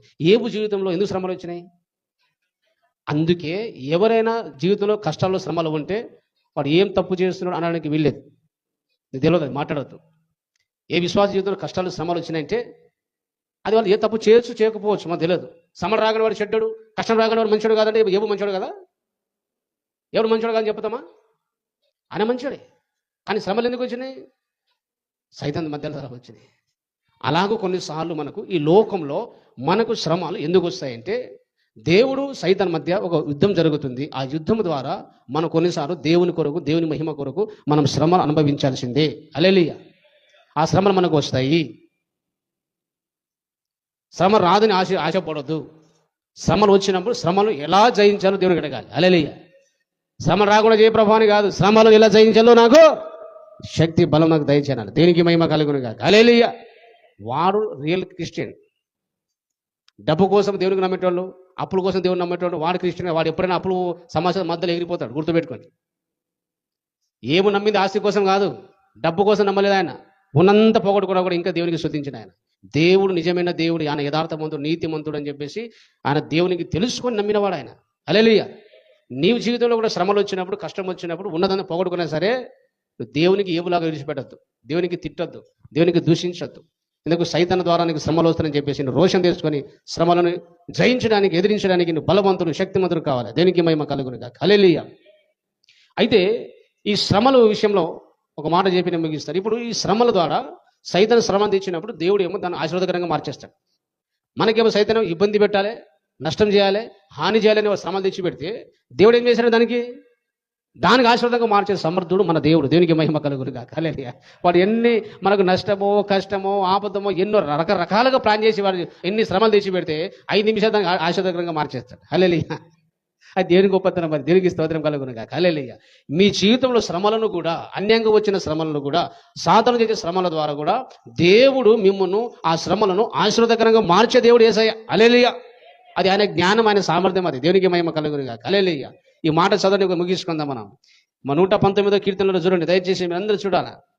ఈ శ్రమలను దేవుడు అలాగే నీకు మేలుకరంగా మార్చే. సైతానేమో దేవునికి దూరం చేయాలి, నీకు దేవునికి వాక్యం ధ్యానించకుండా, ప్రార్థించకుండా, మందిరం వెళ్ళకుండా రకరకాలుగా దేవునికి దూరం చేయాలని, కునుకదీయాలని, భక్తికి డ్యామేజ్ చేయాలని వాడు ఎన్నో శ్రమలు తెస్తే దేవుడు నీకు ఆ శ్రమల ద్వారా నీకు మేలు చేశాడంట. దేవునికి మహిమ కలుగును గాక. హల్లెలూయా. ఒకసారి చూడండి, ఈ శ్రమల ద్వారా ఏం మేలు చేశాడు? 119వ కీర్తనలో ఒక మాట చెబుతున్నాడు. 2 మాటలు మనం చదివి మనం ముగించుకుందాం. 119వ కీర్తన 67వ చదివినట్టు. శ్రమ కలగక మునుపు నేను త్రోవ విడిచి తిని ఇప్పుడు నీ వాక్యం అనుసరించి నడుచుకొనిచున్నాను. అయితే శ్రమ కలగక ముందంటే సుఖంగా ఉన్నప్పుడేమో దేవుని త్రోవను విడిచిపెట్టాడట దావీదు. శ్రమ రాకముందు ఏమన్నాడంట? దేవుని మార్గం చక్కగా లేడంట ఆయన. ఎప్పుడైతే శ్రమ వచ్చిందో అప్పుడు మళ్ళీ ఏం చేశాడంటే దేవుని వాక్యం ప్రకారం నడవడం ప్రారంభించాడట. అంటే ఆయన వచ్చిన శ్రమ ద్వారా ఏమైంది? ఇప్పుడు దేవునికి ఉల్ట నడిచిన వ్యక్తిని దేవుడు చక్కగా తెచ్చిపెట్టాడు. దేవునికి మహిమ కలుగును గాక. హల్లెలూయా. సాతాను శ్రమలు తెచ్చినప్పుడు దేవుడే అనుమతిస్తాడు. ఎవరు అనుమతిస్తాడండి? దేవుడే. సార్ రాని అంటాడు. దేవుడు మౌనంగా ఉంటాడు. రాకుండా చేయగలడు కానీ దేవుడు రానిస్తాడు. ఎందుకంటే ఈ శ్రమల ద్వారా దేవుని త్రోవను విడిచి వేరే రూట్లో వెళ్ళిపోతే, రాంగ్ రూట్లో వెళ్ళిపోతుంటే, తప్పు మార్గం వెళ్ళిపోతుంటే దేవుడు ఏం చేశాడంటే నీ జీవితంలో శ్రమలకు అనుమతిస్తాడు. సైతానికి అప్పగించేస్తాడు. వాడు పెడతాడు కదా, పెట్టాను అంటాడు. దేవుడు ఉంటాడు. వాడేమో కీడుకొని శ్రమలు పెడితే సైతాను, నీకు దేవుడు ఏం చేశాడు? ఆ శ్రమలను దేవుని మార్గంలో చక్కగా నడిచేటట్టుగా ఆ శ్రమలను దేవుడు మార్చేస్తాడు. దేవునికి మహిమ కలుగును గాక. హల్లెలూయా. హల్లెలూయా. అంటే కొన్నిసార్లు దేవుని మార్గంలో చక్కగా నడవకపోతే నీకు శ్రమలకు దేవుడు అనుమతించి నీవు చక్కగా నడిచేటట్టుగా దేవుడు చేస్తాడు. అది ఆశీర్వాదమే కదా. మరి అక్కడ కింది వచనం చూడండి, 71వ వచనం. నేను నీ కట్టడలను నేర్చుకున్నట్లు శ్రమ నొంది ఉండుట.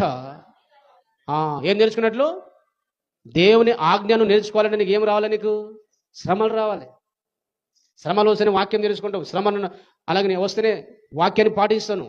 మందిరానికి వస్తావు. నువ్వు సైతనేమో నీకు హాని చేద్దామని శ్రమ చేస్తే దేవుడేమో ఆ శ్రమను పట్టుకొని నీకు దేవుని మార్గం నచ్చేటట్టుగా ఆయన మేలు చేసేసాడట. దేనికి స్తోత్రం కలుగును గాక. హల్లెలూయా. అలాగే మూలవాక్యం చదవండి. ఇప్పుడు మూలవాక్యం చూడండి, ముగించుకుందాం. దేవుడు మన జీవితాలలో సాతాను పెట్టే శ్రమలను ఓసారి అనుమతిస్తాడు. ఆ శ్రమలను దేవుడు మేలుగా మార్చేస్తాడు. దేవుని మార్గంలో సరిగా నడవకపోతే ఆ శ్రమలు రానిచ్చి దేవుని త్రోవలో చక్కగా నడిచే విధంగా, వాక్యం నేర్చుకునే విధంగా ఆ శ్రమలను దేవుడు ఉపయోగిస్తాడు. దేనికి మహిమ కలుగును గాక. హల్లెలూయా. వాడు సైతానికి ఇంకా మంట పుడుతుంది. వాడు ఏదో దేవునికి దూరం చేద్దామంటే శ్రమ రాగానే దేవునికి దగ్గర అవుతున్నాడు, వాడు మంట ఉంటుంది. హల్లెలూయా. ఇప్పుడు చూడండి మూలవాక్యం ఇక్కడ ఏబు గ్రంథము 23వ అధ్యాయము 10వ వచనం చూడండి. నేను నడిచి మార్గము ఆయనకు తెలియను, ఆయన నన్ను ఫస్ట్ చదవాలి. ఆయన నన్ను శోధించిన అనే దేవుడు శ్రమ పెట్టిన తర్వాత, దేవుడు మన శ్రమలు పెట్టిన తర్వాత, ఆయన నన్ను శోధించిన తర్వాత అనగా శ్రమలు పెట్టిన తర్వాత నేను సువర్ణము వలె కనబడదు. సువర్ణం అంటే బంగారం. బాగా అగ్నిలో వేడి చేసిన తర్వాత ఆ మురికి అంతా వెళ్ళిపోయి స్వచ్ఛమైన బంగారం బయటికి వస్తుంది. నేను అట్లా కనబడుతున్నాడు ఆయన. దేవునికి మహిమ కలుగును గాక. అంటే శ్రమల ద్వారా ఒక విశ్వాసిని దేవుడు ఆ పాపము చెత్తంతా తీసేసి స్వచ్ఛమైన సువర్ణం లాగా, బంగారం లాగా దేవుడు చేశాడంట. దేవునికి మహిమ కలుగును గాక. హల్లెలూయా. శ్రమల ద్వారా నువ్వు స్వచ్ఛమైన వ్యక్తిగా, స్వచ్ఛమైన హృదయం, స్వచ్ఛమైన మనసు, అలాంటి మనసులు నీకు రావాలంటే నీకు శ్రమలు అవసరం. దానికి ఏవు భక్తుడి సాక్ష్యం చెప్తున్నాడు. నాకు శ్రమలు వచ్చిన తర్వాత స్వచ్ఛమైన బంగారం లాగా నేను కనబడుతున్నా. కాబట్టి నువ్వు స్వచ్ఛమైన బంగారంగా మారాలంటే, స్వచ్ఛమైన భక్తుడిలాగా మారాలంటే, నీ హృదయం, నీ మనసు సమస్తం పవిత్రంగా శుద్ధిగా కనబడాలంటే నీ జీవితంలో శ్రమలు అవసరం. ఏమవసరం అండి? కాబట్టి శ్రమల ద్వారా మనకు మేలే జరుగుతుంది. దేవునికి స్తోత్రం కలుగును గాక. హల్లెలూయా. ఇప్పుడు చెప్పండి, శ్రమలు మనకు రాక తప్పవు కానీ ఆ శ్రమలు సైతం ద్వారా వస్తాయి. సాతాను దేవుడి మధ్య యుద్ధం ద్వారా మనకు కొన్నిసార్లు అన్యాయంగా వస్తాయి, కొన్నిసార్లు మనం తప్పు చేసి వస్తాయి. ఆ శ్రమలను దేవుడు మనకు మేలుగా, ఆశీర్వాదంగా మార్చేస్తున్నాడు. హల్లెలూయా. ఇప్పుడు ఏబు అంటున్నాడు, నేను ఇంకా స్వచ్ఛమైన వ్యక్తిగా మారిపోయిన అంటాడు ఆయన. హల్లెలూయా. దావీదు అంటాడు, నాకు వచ్చిన శ్రమల ద్వారా, అలాగే నాకు ఇంతకుముందు దేవుని వాక్యం ప్రకారం నడవకుంటే నేను శ్రమ రాగానే దేవుని మార్గంలో చక్కగా నడుచుకుంటున్నా, వాక్యం నేర్చుకుంటున్నా అంటాడు ఆయన. హల్లెలూయా. శ్రమలను దేవుడు నీకు మేలుకరంగా మార్చే దేవుడు మన దేవుడు. హల్లెలూయా. కాబట్టి మీరు శ్రమలు వచ్చినప్పుడు మీరు కృంగిపోవద్దు. ఈ శ్రమలు వచ్చిందంటే నీకు ఏదో దేవుడు మేలు చేస్తున్నాడని అర్థం. అవి వెంటనే అర్థం కావు. ఏమో వెంటనే అర్థం కాలేదు, దావీదుకి వెంటనే అర్థం కాదు. ఆ శ్రమలంతా అయిపోయినాక అప్పుడు అర్థమైంది ఆయన. అప్పుడు సాక్ష్యం చెప్తారు వాళ్ళు. నీకు కూడా ఈ శ్రమలు ఎందుకు వచ్చినాయి, ఈ కష్టాలు ఎందుకు వచ్చినాయి, ఏం మేలు చేయడానికి దేవుడు రాణించాడో కొన్ని రోజులు గడిచి నాకు అర్థమవుతారు. ఈ శ్రమలు వచ్చినా నాకు ఈ మేలైంది. దేవునికి స్తోత్రం కలుగును గాక. హల్లెలూయా. కాబట్టి మన దేవుడు సాతాను ఎన్ని శ్రమ తెచ్చిపెట్టినా నీకు మేలుగా మార్చే దేవుడు. దేనికి మహిమ కలుగును గాక. నువ్వు ఏం ప్రార్థన చేయాలంటే, ఆ శ్రమలలో నీలో ఏమైనా తప్పు ఉన్నదా, నాలో ఏమైనా తప్పు ఉందా ప్రభు అని నువ్వు పరీక్షించుకొని తప్పును సరి చేసుకోవాలి. ఒకటి. రెండోదిగా శ్రమలను జయించే శక్తి కావాలి, శ్రమలను ఎదిరించే శక్తి కావాలని ప్రార్థన చేయాలి. ఈ రెండే ప్రార్థన. నీ స్వపరీక్ష చేసుకోవాలా, రెండోదిగా ఆ శ్రమలను జయించే శక్తిని ఇవ్వాలని ప్రార్థన చేస్తే నీ గొప్ప విజయం పొందుతావు. హల్లెలూయా. ఈనాటి క్రైస్తవ సమాజం అంతా కూడా శ్రమలు ఇష్టం లేదు. దేని కొరకు బాధ అనుభవించాలి, శ్రమలను అనుభవించాలి లేదు. కానీ శ్రమలను ఇష్టపడే మనసు మనకు ఉండాలి. దేవుని కొరకు ఎన్ని శ్రమలు వచ్చినా, కష్టం వచ్చినా దేవుని విడిచిపెట్టద్దు, దేవునికి మరవద్దు. అలాగే శ్రమలలో అలాగే తీసేయమని ప్రార్థన చేయి, శ్రమలో జయించే శక్తి కావాలని ప్రార్థన చేయి. అలాగే శ్రమలలో నీలో ఏమైనా తప్పు ఉందా, పొరపడుతుందని పరీక్ష చేసుకొని సరిదిద్దుకో. అప్పుడు నీకు మేలుకరంగా ఉంటుంది. దేనికి మహిమ కలుగునుగా. హల్లెలూయా. ప్రార్థన చేద్దాం, కళ్ళు మూసుకుందాం. దేవా, నా జీవితంలో వచ్చిన శ్రమలను బట్టి నీకు స్తోత్రం చేద్దాం. నీ జీవితం ఎన్ని శ్రమలు వచ్చినావో వాటన్నిటిని దేవుడు మేలుగా మార్చేస్తాడు ఆయన. దేవా